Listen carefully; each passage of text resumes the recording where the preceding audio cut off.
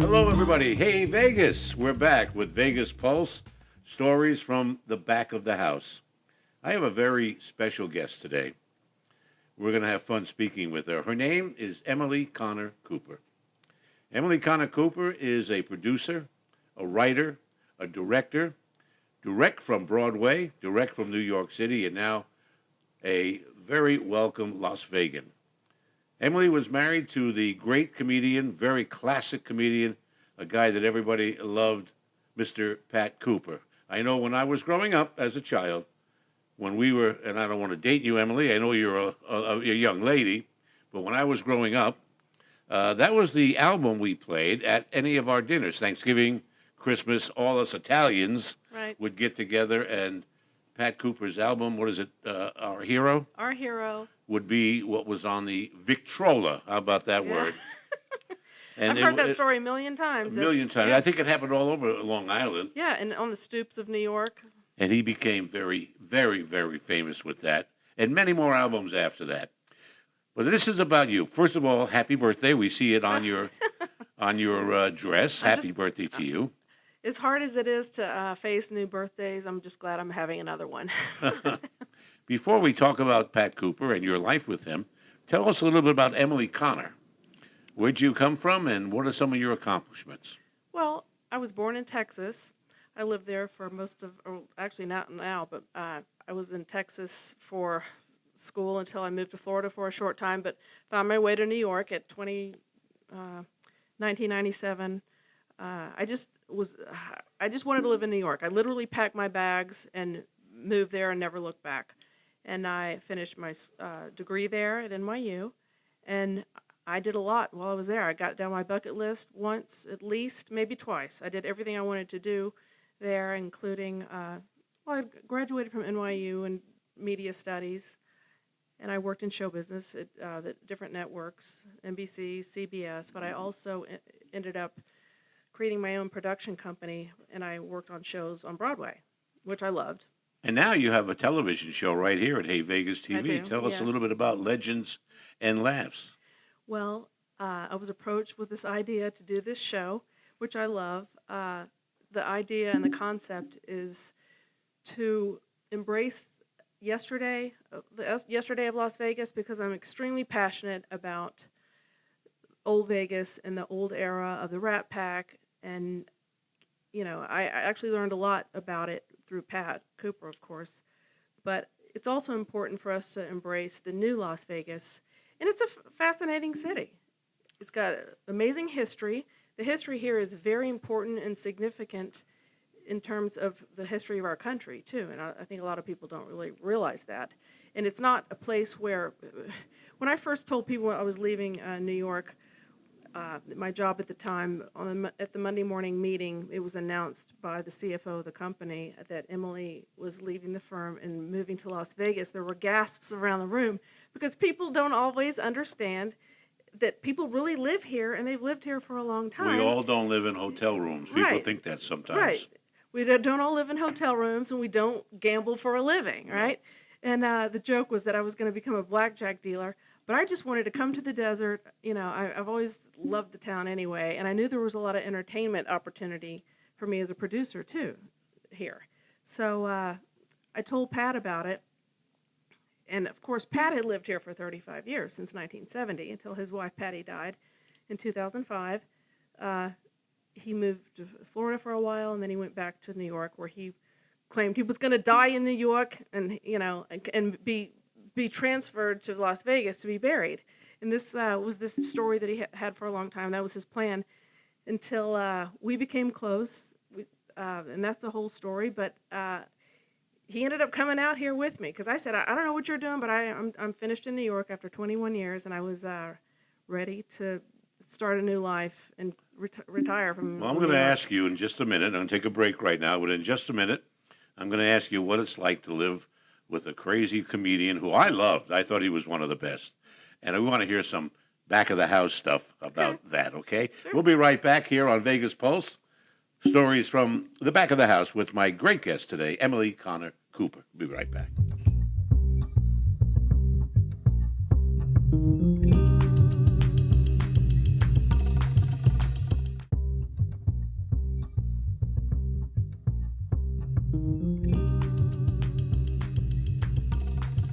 Vegas Pulse, stories from the back of the house with me, Ron Garrett, your host. I'm a Vegas insider, been around for over 54 years here, and I know a lot what's going on, but I never was married to a comedian, female or male, let's put it that way just for laughs. But is that strange? Is he on? Was he on all the time? For the most part, yes, he was. He was always Pat Cooper. And I tease people, I say that no one was really safe from the wrath of Pat Cooper, right? Not even me, especially not me. But I guess Tom Cantone Tom Cantone is the entertainment director at Mohegan Sun. He said it best. He said, "Emily, you really do have a ringside seat to the greatest show on earth." And Pat is an exciting person. He was an exciting person, and I'd known him for a really long time. And I never planned to get married. I really never wanted to get married because I was afraid of divorce and afraid of being bored. And I knew with Pat, I wouldn't have to worry about either one, right? So Certainly you wouldn't be bored. no. And he was older, but he was young at heart, and I'm an old soul. I knew all the music, he listened to, and all the characters and the movie stars and the singers that he told me about who he performed with. We listened to Seriously Sinatra every day in the car. That's all we really ever listened to. Once in a while, I'd change it over to yacht rock or something, and we'd switch it right back because I love that. But it was a very special. It was a very special 5 years of my life living with him, married to him here. It was every day. He was very entertaining, driving around the town in the car, telling stories. But Pat had an interesting and different point of view on life, which most comedians do, including Shecky. Shecky was the same way. They were friends, Shecky and Pat. They were good friends. Yes, they were. And we spent a lot of time with Shecky and Marie in the end, and they were really good to me when Pat died. Shecky died like 6 months after Pat, but it was really a special time for me to get to spend with them. In fact, my 50th birthday was right in the middle of COVID, and I spent my birthday morning at Shecky's house with Pat and Marie, and she put a candle and a bagel for me. I mean, that was my 50th birthday because nothing was open, But being with Pat Cooper every day was very interesting, and people don't understand really the kind of guy he was. He was known later in life as the angry comedian, but he was extremely sensitive and extremely kind and generous. In fact, recently I ran into the Mayor Berkeley at an event, and she was so sweet. She started telling me about a story about Pat when she worked as a cocktail waitress at the Golden Steer. Oh. She said, there was one night when I was there, and I was really bummed because I had had no business all day, and Pat was there. And he asked her, what's the matter? And she told him, she said, I just haven't had any customers. I've made no money today. So he gave her $100. Wow. Yeah, and that's how he was, though. He did that a lot. That made him feel good to do that to strangers or whoever. But she said she saw him many years later, and she told him the story, and he said, of course, he said, well, I want it back. That was him. But he made people laugh all the time. That's what he needed. He needed that fix of, the Was it like fuel in the gas tank? He needed to be filled up all the time. He needed to make people laugh. That's exactly what it was. Did he wake up funny in the morning? Well, in the mornings, I didn't know what I was going to get that day. There were several Pats out there. Yeah, it was exciting because, and like I said, I never wanted to be bored. Right? There was never a dull moment with him. But he was very sweet. He was very good to me, and he really was my best friend. We had a lot of fun here in Vegas. We got here in 2018, and then so we were here for about a year and a half before COVID. We did a lot. We went to many shows. He was able to reconnect with old friends who he never thought he'd see again. We were going out to dinner. He loved to go out to dinner every single night, which was exhausting for me, but it was fun for him, and he had an audience. Whether it was a doctor's office and kids at the store, he just made people laugh all the time. Everywhere he went, he started cracking people up. Yeah, he really did. Now, you said he was known as an angry comedian. I know towards the last few years at the Italian American Club, I would hear him yelling a lot, but it was always a funny yell, and it made me laugh all the time. Did he ever get angry with you? Yes, well, I can tell you one of the reasons that he yelled a lot was because he was hearing impaired. Oh, We did get some really good hearing aids for him. All those years of the loud bands and who knows, the screaming in the Italian family probably uh, did some damage, but that was partially because he's used to he was used to yelling his entire life. He was always yelling, you know. But it was always, for the most part, in public. It was not a mean yell, but with me, yeah, we would get into little normal altercations that any couples would, and he would say to me, "I'm gonna call you mother. I'm gonna call you sister," and then he would, you know, he'd call them. And they're like, "Oh God, Pat's calling again." You know, I'm gonna tell him what you're doing. You know, it was harmless. I have mean, you had famous people over for dinner because of his relationship with all the stars? the answer to that is actually no, and the reason is because Pat did not like to go to people's homes for dinner, nor did he want to have people over. He didn't like messing up the kitchen. He didn't want work for me or anyone else. He liked taking people out to dinner. That was his Ah. thing. So yes, we went out with a lot of people. You know who he loved here, and they were mutually friends for I guess a long time. Jimmy Walker, and Jimmy Walker was really The other sweet. comedian, Jimmy J.J. Walker, the comedian. Yeah, Jimmy Walker. Uh, but Shecky, we went out to dinner with them. We went to the Bootlegger one night. A lot of people. And then we ran into Frankie Avalon, who I'm going to see this weekend at his show at South Point. Frankie, we ran into him at one night at the Italian American Club. It was the first time they had seen each other for probably 30 years. It was so exciting. So, no, we went out with celebrities. You know, I mean, it's people from the business, you know. How did Pat feel about being in show business? Was it something he always wanted to do? Did he didn't stumble into it. He must have been funny when he was a kid and entertaining the family in the living room like we all He did. did that at the dinner table, which his parents couldn't stand. Like he said, if you're not an opera singer, you're nothing, you know. But in the Jewish community, if you're funny, another Milton Boyle, you know. But he would stand out on the corner of his neighborhood in Brooklyn and entertain the kids. He did it, you know, all through his childhood. But no, it drove his parents crazy that he would be a wise guy at the, you know, dinner table, a clown, a buffoon. You know, he said his father hated it, and he got, you know, Was he reprimanded. reprimanded for Oh, that? sure, Yeah. yeah. But that was what he was born to do. And that was just what he wasn't thinking about being in show business. He just did it. And he ended up at the Copa being, I think he had more performances at the Copa. He performed there 8 times, more than any other comedian. But he was just born to He was do a it. headliner here in Las Vegas. A lot. He A played lot. Who did he open for, and who did he do it all by himself? well, he opened for many people, but he and Sergio Franchi did many shows together. And they were sort of on their way to be like the next Martin and Lewis.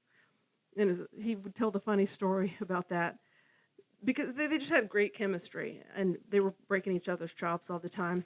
But when they brought that up about, it came up with the managers or something that they were going to try to do this Martin and Lewis type of thing. And Sergio says, "Well, of course, I'm going to be Dean Martin." And, you know, Pat's like, "Yes, you're going to be Dean Martin." So Sergio was a big one. But he opened for, you know, Roger Miller.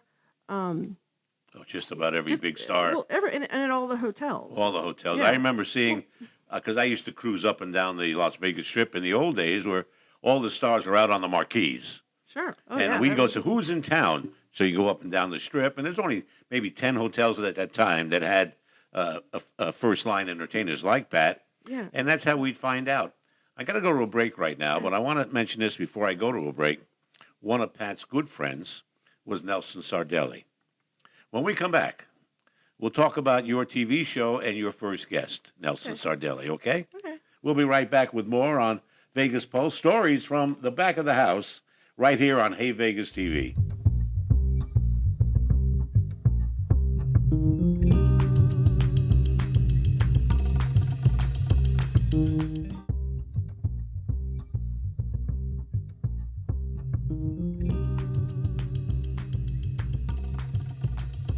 One. Vegas Pulse on Hey Vegas TV, and my guest today is Emily Connor Cooper. Emily, we've been talking about your famous husband. Unfortunately, it's the late great Pat Cooper. In depth here, and it's a lot of fun to hear about that. But your new television show here on Hey Vegas TV is called Legends and Laughs. Why did you want to do that? The show. I know you're going to blame it on me, right? Why did you want to do this show? And also, Pat and Nelson Sardelli were good friends. He's your first guest, and lately there's news. Well, I wanted to do the show because I love the history and the stories of Old Vegas.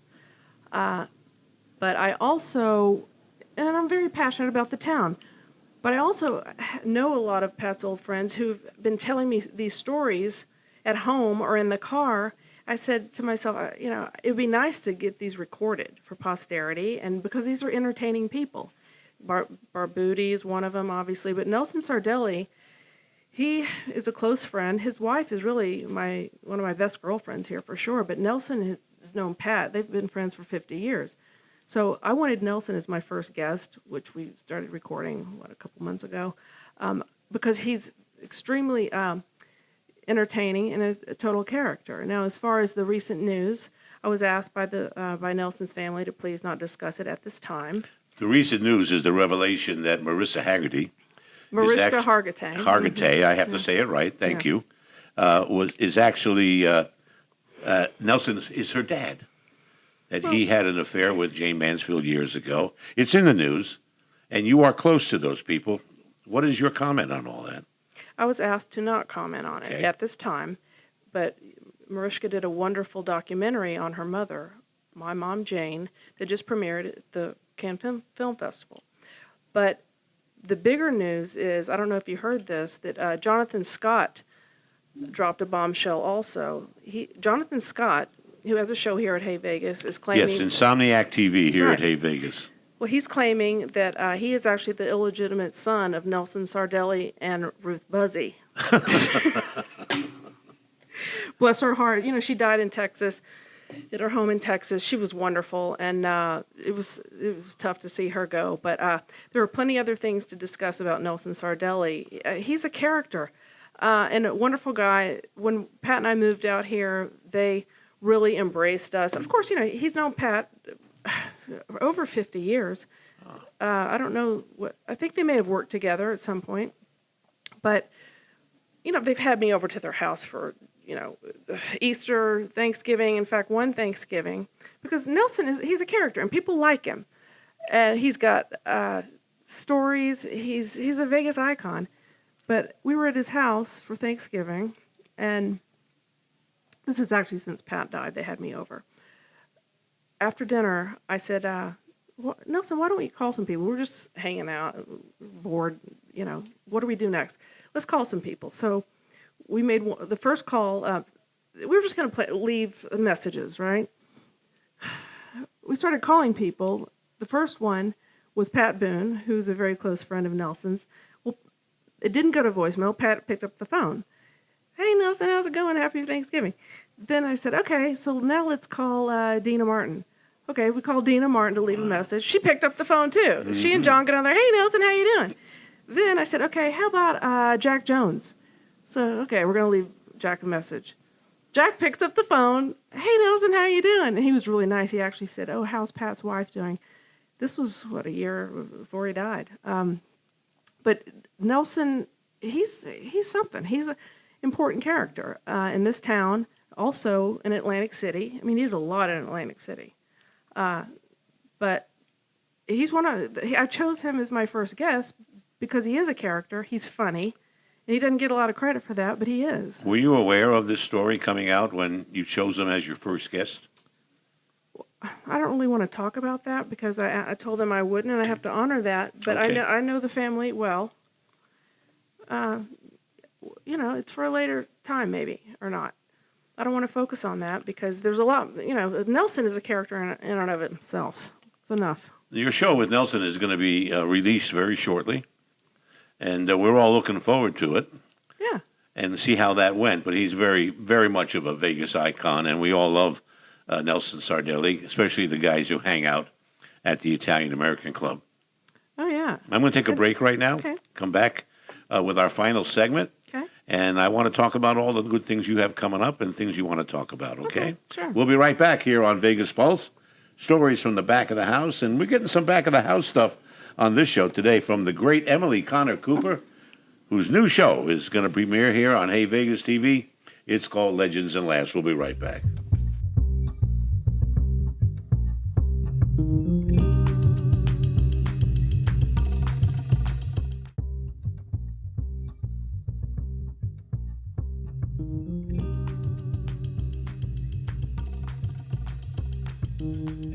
My guest is Emily Connor Cooper, who has a new show premiering here on Hey Vegas TV called Legends and Laughs.